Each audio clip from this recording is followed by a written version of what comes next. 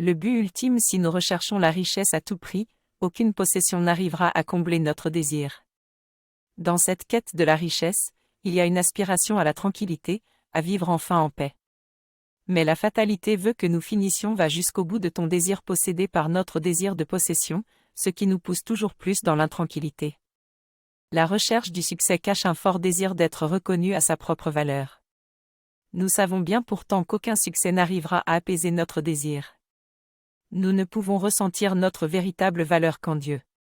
Chaque être humain aspire, en fin de compte, à être aimé et à aimer. Il suffit de lire la presse pour voir combien de ces aspirations restent insatisfaites et échouent dans la solitude et le désespoir. Pourtant, tout amour, aussi mince soit-il et fût-il réduit à la simple attirance sexuelle, est un désir d'amour absolu, un désir de Dieu. Selon Augustin, notre cœur ne peut trouver le repos qu'en Dieu. L'être humain a une faim insatiable d'absolu quand il recherche une patrie, la sécurité, le paradis perdu quand bien même, d'un point de vue extérieur, le désir se dirige vers d'autres buts. Même les hommes qui se sont détournés de Dieu ressentent ce désir d'absolu, d'un monde autre. Lorsque nous analysons chacun de nos souhaits, nous y retrouvons ce désir.